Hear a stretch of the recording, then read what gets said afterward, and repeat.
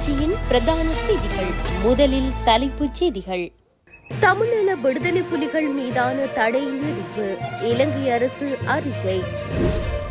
தமிழர் பகுதி ஆடை தொழிற்சாலை ஒன்றில் கருச்சிதைவுகள் மீட்பு. தமிழ்நாட்டை உலுக்கிய விசச்சாராய விவகாரம், உயரும் பலி எண்ணிக்கை. கனேடிய தேவாலயம் ஒன்றில் காணப்படும் அபாயம், மக்களுக்கு வெளியான அறிவிப்பு. தொடர்பென விரிவான செய்திகள். தமிழீழ விடுதலை புலிகள் மீதான தடையை தொடர பிரித்தானியா எடுத்த முடிவை இலங்கை வரவேற்றுள்ளதாக இலங்கையின் வெளியுறவு அமைச்சர் அலி சப்ரி தெரிவித்துள்ளார்.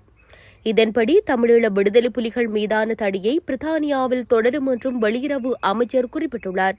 பிரித்தானியாவில் தமிழீழ விடுதலை புலிகள் அமைப்பை பயங்கரவாத அமைப்பாக அறிவித்து விதிக்கப்பட்டுள்ள தடையை நீக்குமாறு கோரி முன்வைக்கப்பட்ட மேல்முறையீடு நிராகரிக்கப்பட்டுள்ளது.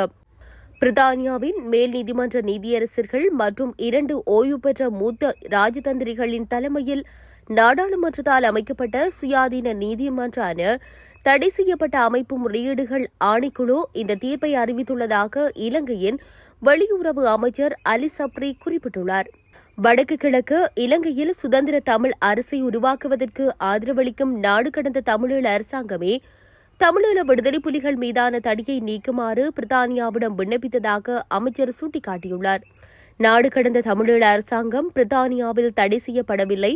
அது வன்முறையற்ற வழிமுறைகளின் மூலம் அரசியல் மற்றும் கருத்தியல் நோக்கங்களை தொடர முயற்சிக்கும் காரணத்தினால் அதனை அந்த நாடு தடை செய்யவில்லை என்று அவர் கூறியுள்ளார். இதேவேளை தமிழீழ விடுதலை புலிகளின் சர்வதேச வலையமைப்பின் அணுகுமுறையும் மூலோபாயமும் வெளிநாட்டு அரசாங்கங்களை விடுதலை புலிகளின் தடையை நீக்க செய்வதன் மூலம் அந்த அமைப்பை புத்துயிர் பெற செய்வதாகும் என வெளிவிவகார அமைச்சர் மேலும் தெரிவித்துள்ளார். கிளிநொச்சியில் உள்ள தனியார் ஆடை தொழிற்சாலை ஒன்றில் கருச்சிதைவுகள் அடையாளம் காணப்பட்டுள்ளதாக தகவல்கள் வெளியாகியுள்ளது. குறித்த விடயம் தொடர்பில் நேற்றிரவு விசாரணைகளை ஆரம்பித்துள்ளதாக குற்றத்தடுப்பு காவல்துறையினர் தெரிவித்துள்ளனர். கிளிநொச்சி அறிவியல் நகர் பகுதியில் அமைந்துள்ள ஆடை தொழிற்சாலை ஒன்றில் இவ்வாறு கருச்சிதைவுகள் அடையாளம் காணப்பட்டுள்ளன. இந்நிலையில் சம்பவ இடத்திற்கு சென்று கிளிநொச்சி பதில் நீதவான் விசாரணைகளை மேற்கொண்டிருந்தார். இதேவேளை தனியார் நிறுவன வளாகத்தில் குறித்த செய்தியை காட்சிப்படுத்த ஊடகவியலாளர்களுக்கு அனுமதி வழங்கப்படவில்லை என்பதும் குறிப்பிடத்தக்கது. கிளிநொச்சி காவல்துறை பிரிவுக்குட்பட்ட விநாயகபுரம் பகுதியில் இளைஞன் ஒருவரின் கை துண்டிக்கப்பட்டுள்ளது. குறித்த சம்பவமானது நேற்று இடம்பெற்றுள்ளது. காதல் விவகாரம் ஒன்றின் காரணமாக ஏற்பட்ட முரண்பாடு இந்த சம்பவத்திற்கு வழிவகுத்துள்ளதாக தெரிவிக்கப்படுகிறது. சம்பவத்தில் விநாயகபுரம் பகுதியைச் சேர்ந்த செந்தில்குமார் தனுஜன் எனும் 18 வயதுடைய இளைஞனின் கை துண்டாக்கப்பட்டுள்ளது. இந்த நிலையில் படுகாயம் அடைந்துள்ள இளைஞன் கிளிநொச்சி வைத்தியசாலையில் அனுமதிக்கப்பட்டதை அடுத்து மேலதிக சிகிச்சைகளுக்காக யாழ் போதனா வைத்தியசாலைக்கு மாற்றப்பட்டுள்ளார். இதன்படி சம்பவம் தொடர்பில் காவல்துறையினர் மேலதிக விசாரணைகளை மேற்கொண்டு வருகின்றனர். கள்ளக்குறிச்சியில் விசச்சாராயம் அருந்தி மருத்துவமனைகளில் அனுமதிக்கப்பட்டவர்களில் உயிரிழந்தவர்களின் எண்ணிக்கை 57ஆக உயர்ந்துள்ளதாக இந்திய ஊடகங்கள் செய்தி வெளியிட்டுள்ளன. இந்தியா தமிழக மாவட்டம் கள்ளக்குறிச்சியில் விசச்சாராயம் அருந்தி உயிரிழந்த விடயமானது அதிர்ச்சியை ஏற்படுத்தியுள்ளது. அந்த வகையில் கடந்த 18ஆம் தேதி விசச்சாராயத்தை அருந்திய பலர் உடல்நலம் மோசமாகி உயிரிழந்துள்ளனர்.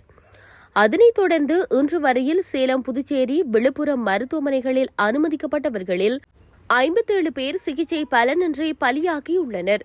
மேலும் நேற்று முன்தினம் வரை 40 பேரின் உடல்கள் பிரேத பரிசோதனை செய்யப்பட்டு உறவினர்களிடம் ஒப்படைக்கப்பட்டுள்ளது.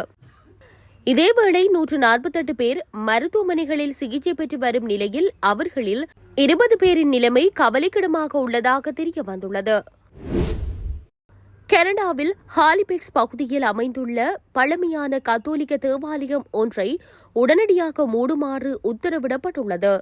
பாதுகாப்பு காரணிகளுக்காக இவ்வாறு தேவாலயத்தை மூடுமாறு அறிவுறுத்தல் வழங்கப்பட்டுள்ளது. ஹாலிபெக்ஸின் பிரவுன் ஸ்பீக் வீதியில் புனித பத்திரிசியார் தேவாலய கட்டிடம் அமைந்துள்ளது. இந்த தேவாலயத்தில் காணப்படும் கோபுரம் இடிந்து விழக்கூடிய அபாயத்தை எதிர்நோக்கியுள்ளது.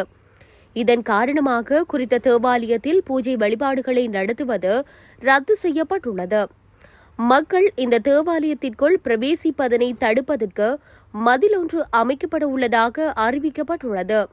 பின்னர் இந்த தேவாலயத்தின் முக்கியமான பொருட்கள், சிலைகள் உள்ளிட்டன பாதுகாப்பாக வேறு ஒரு இடத்தில் வைக்கப்படும் என அறிவிக்கப்பட்டுள்ளது.